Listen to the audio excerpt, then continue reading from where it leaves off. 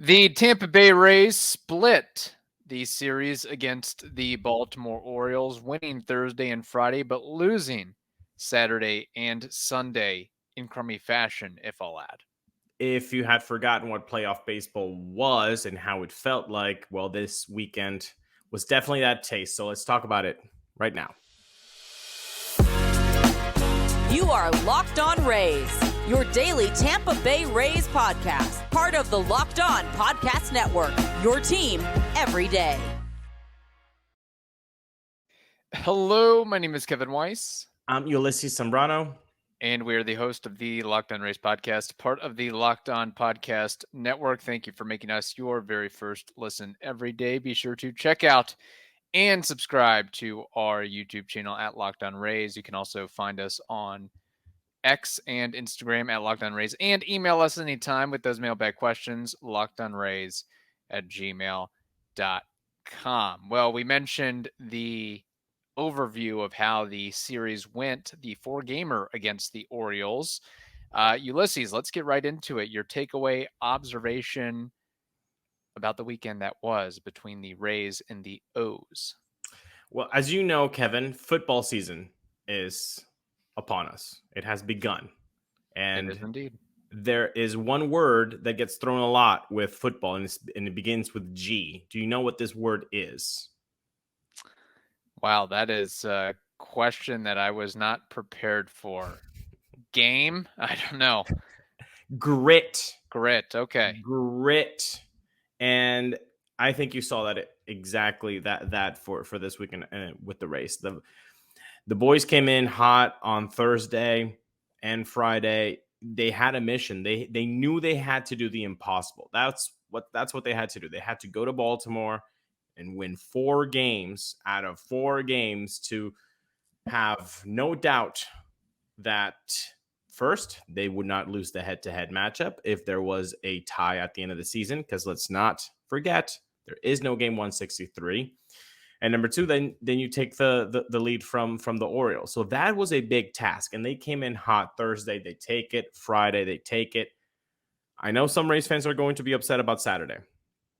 I understand that. Glasnow did not have his best stuff, and it was an awful game rather quickly. I understand that.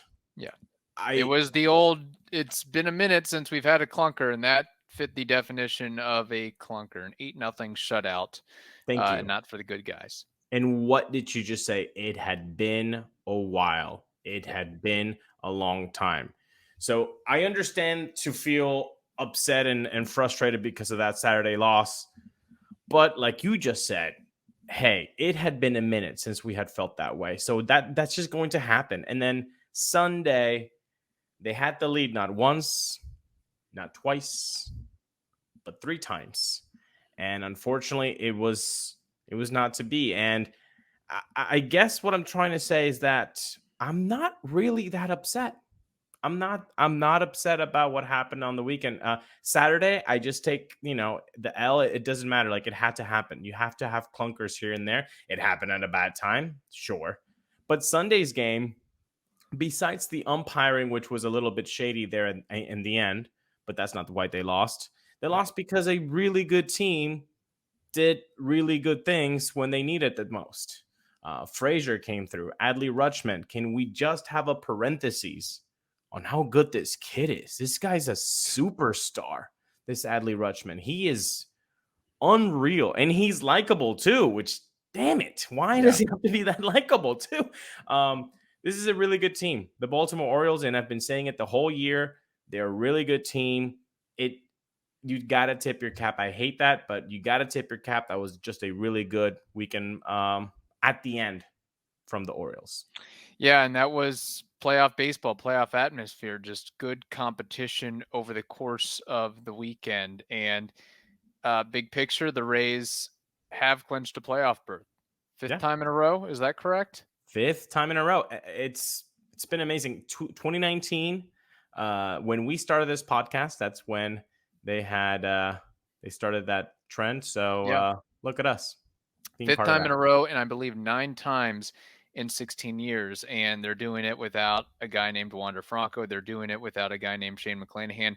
They've been doing it without guys named Jeffrey Springs and Drew Rasmussen, and the myriad of other issues and hiccups and injuries that they've experienced. So I think we also have to take a step back. And I know the taste is sour from what happened Sunday and what happened Saturday, but this is still a really, really Class A organization and a Class A team that can do can do special things this year and in the future as well.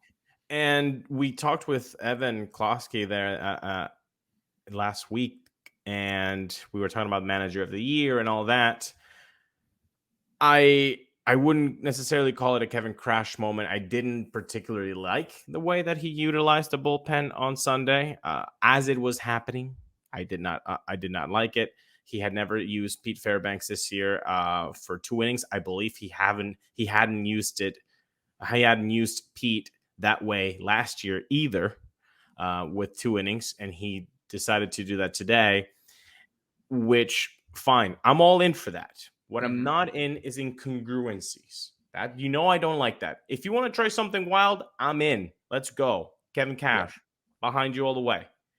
What I don't like about Kevin Cash is incongruences. In the same game that you put in Pete Fairbanks for 2 innings, you also throw after that Sean Armstrong. So why wasn't Sean Armstrong available to do either the 8th or the 9th? If you're yelling and saying, "Hey, Ulises, it was 9-1 and 2 that was happening for the 8th inning. You have to have Pete Fairbanks there for the top of the order." I understand that.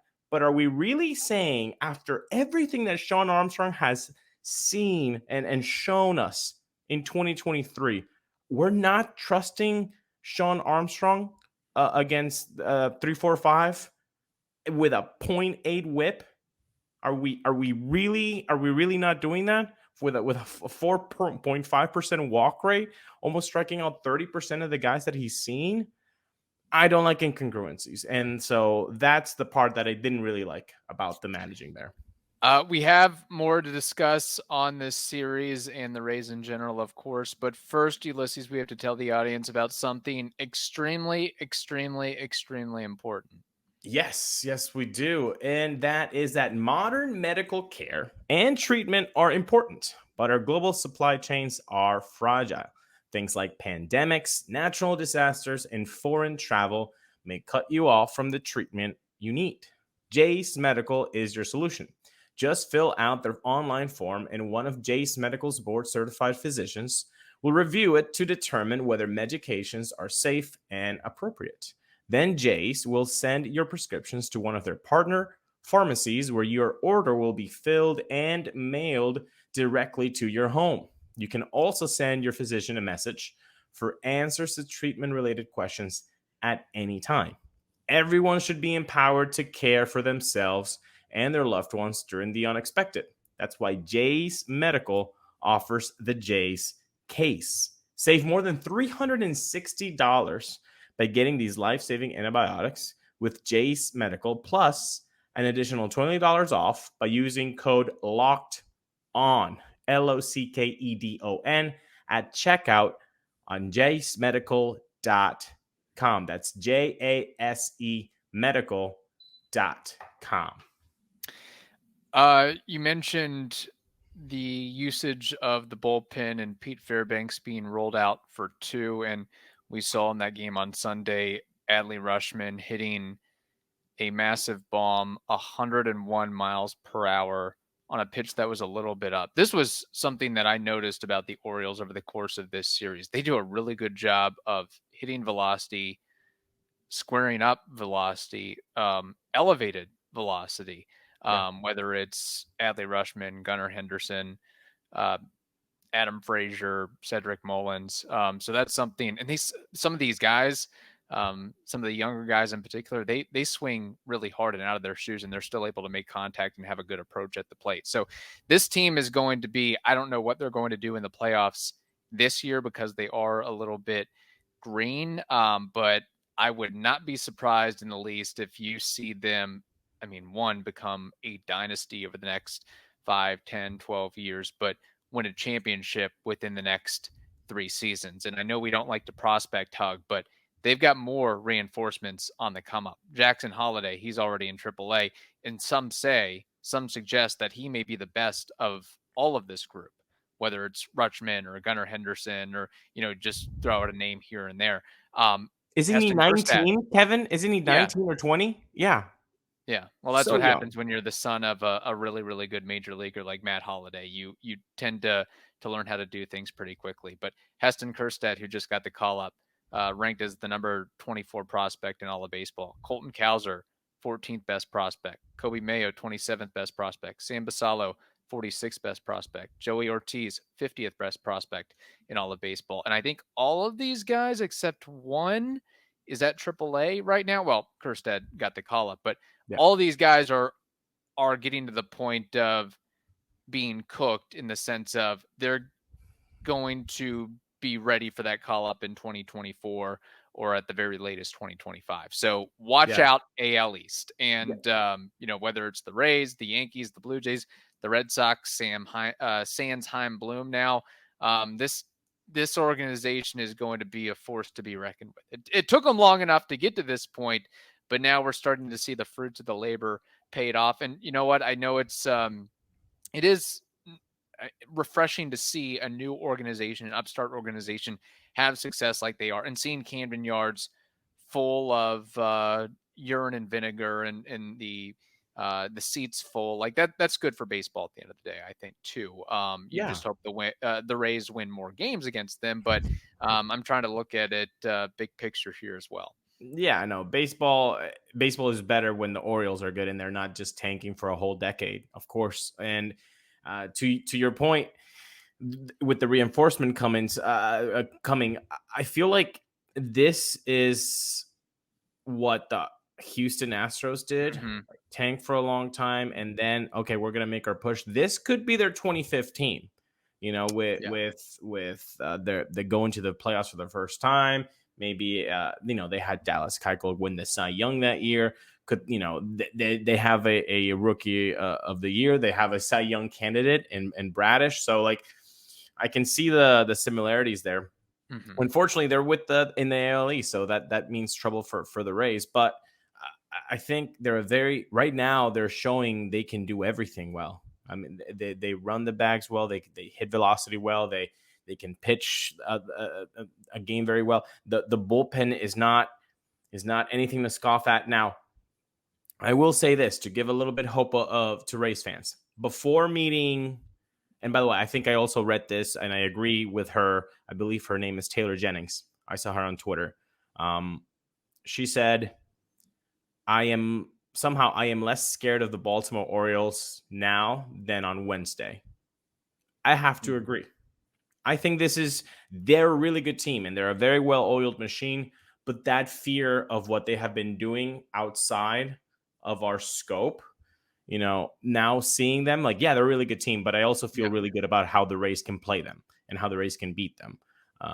But going back to the earlier conversation on Man of the Year, I feel like that after this weekend, it's Brandon Hydes. It already has the stitching on it.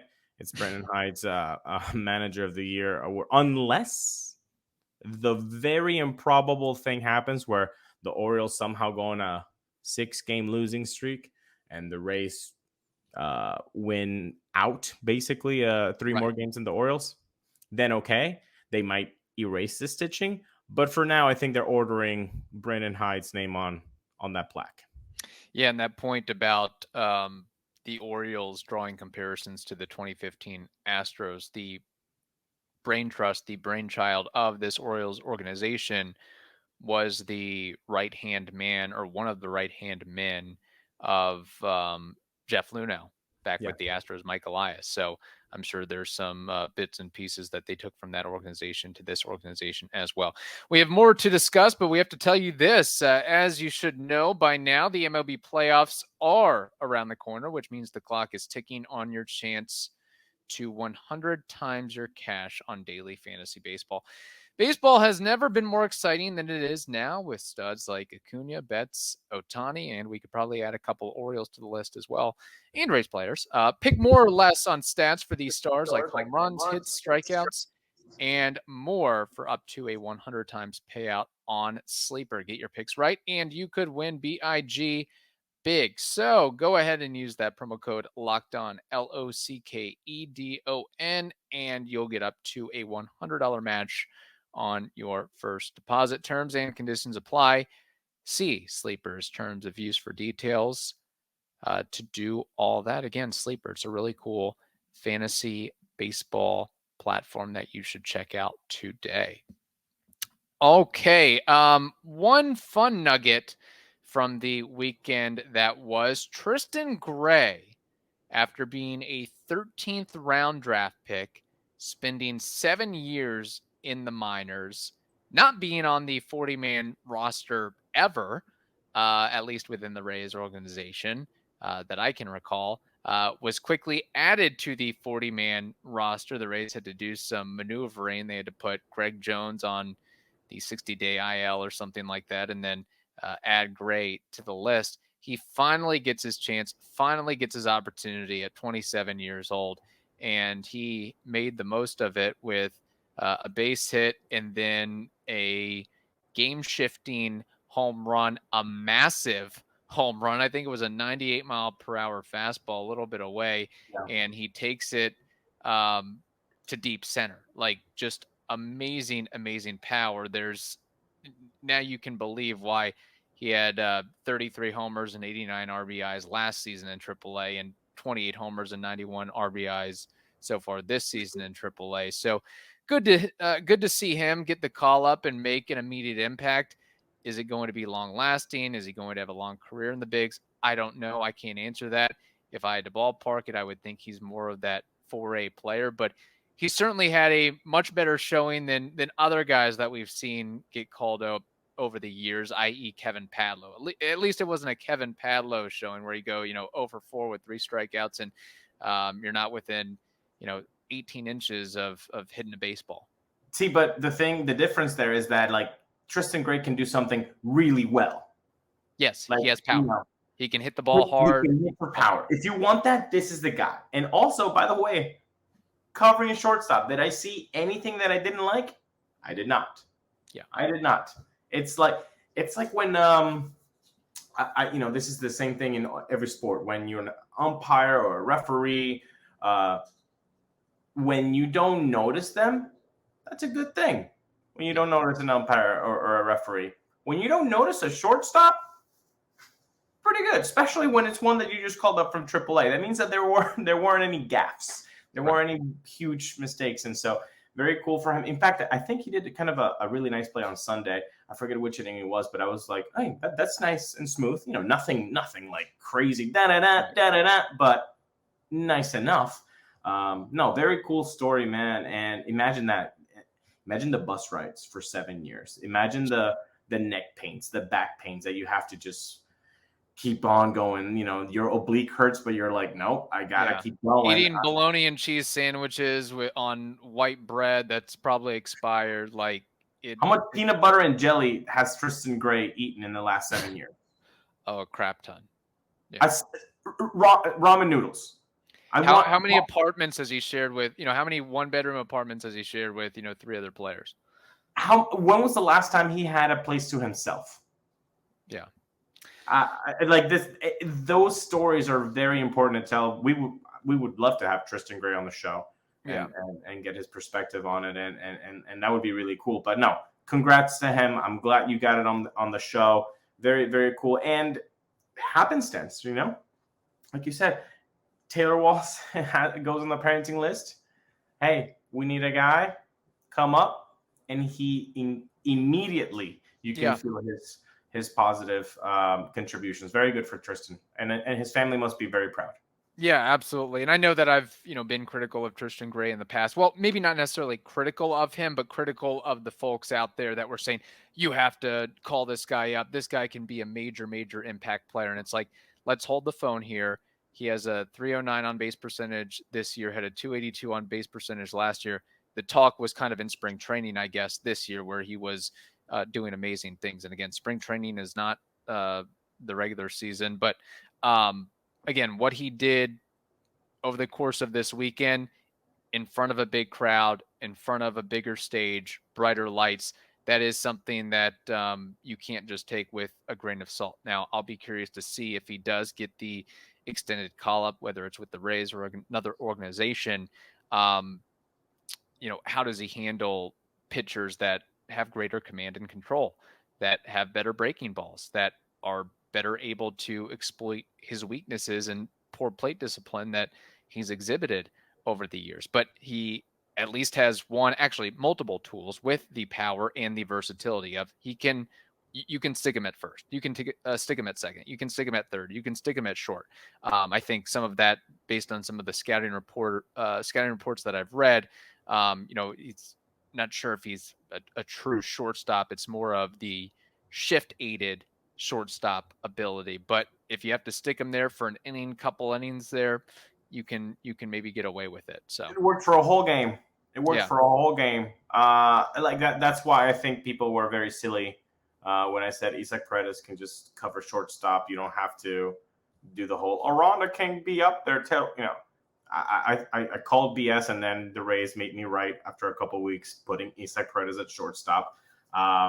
Same thing with Tristan Gray. Like, yes, he doesn't have to be your starting shortstop, but if you need a guy, he can play that position. Now, with Tristan Gray, because he does something very, very well, which is the power tool, I could see him very well being picked up by a team that has enough offense, like a Dodgers, a Braves kind of situation where that have enough built.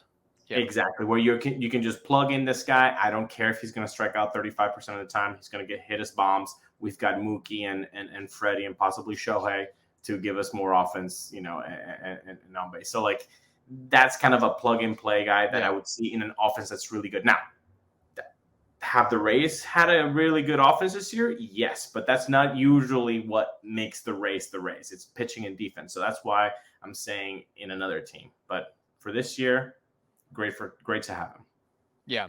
And his swing mirrors some of that of the Orioles players with the high two-handed finish. He could almost fit in with the Orioles organization there. And the thing also working in his favor too is that being a lefty guy and a lefty power guy, that works to your advantage with the platoon. You're facing a lot more righties out there than lefties. So that could come to fruition and be a positive for him down the road as well. And he was, at least in the action that I watched, he was making a lot of contact over the course of the series as well.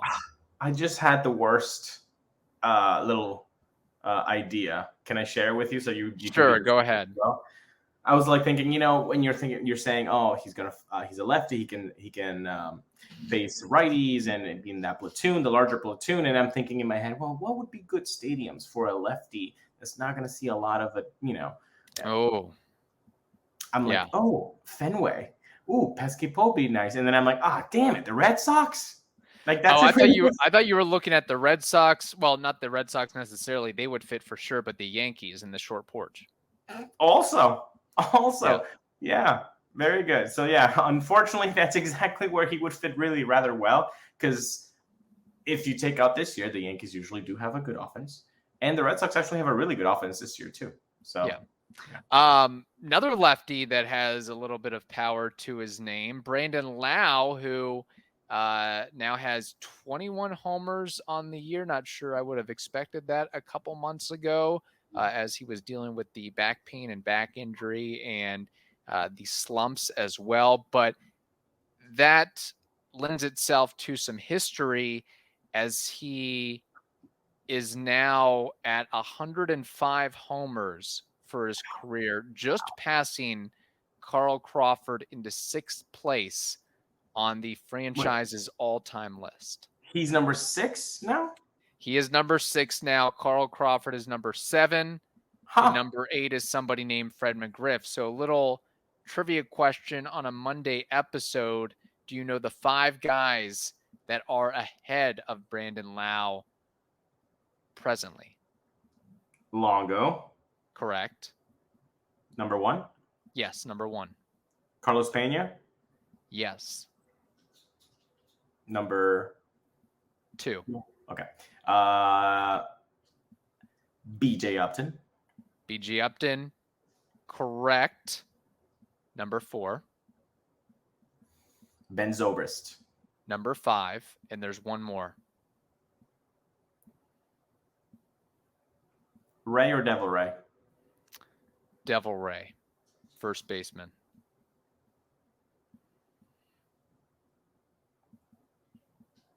McGriff? No.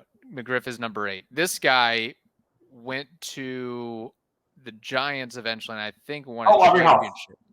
Aubrey Huff, number 3 on the list. Wow. So, okay. Yeah, so there's the list. And, depending on how things shake out, Brandon Lau legitimately could, when it's all said and done, be number 2 on the all-time list. He's not catching Evan Longoria's 261, but he could pass Carlos Pena in his 163 at number 2. After that, it's Huff at 128, Upton 118, Zobrist 114, which, by the way, that's a pretty impressive list of up the middle types, showcasing some power there, or longevity, combination of power and longevity and skill with Upton, Zobrist, and Lau. So Lau has 103 right now, or 106? 105. 105. And number 2 on the list is Pena with 163. That's correct. So he is 58 away. He is 58 away from tying Carlos Pena. And his contract runs through, I don't know, 2028, wait. 2027. Let's do this. Real quick. I love when you do this organicness. Yeah. Brendan Lau contract. He is under contract until 2024. So next year's his last year. Wow, really? Fast. And then 2025 and 2026, they're club options. Okay.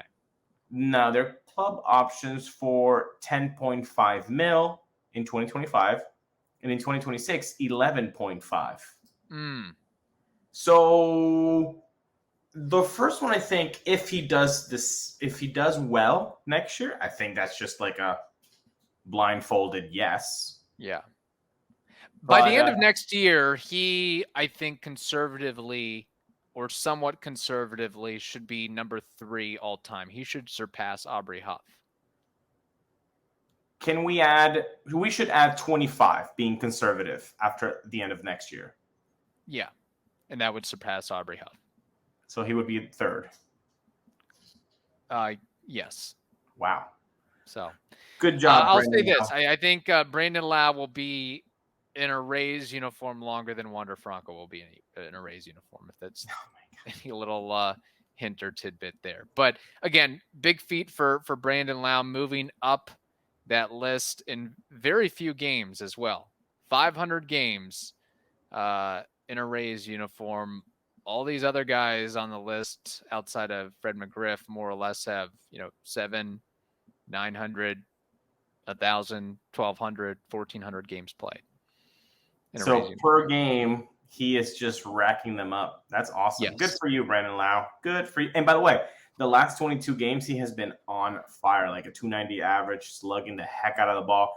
But I just to close out here, the Rays have 11 games left.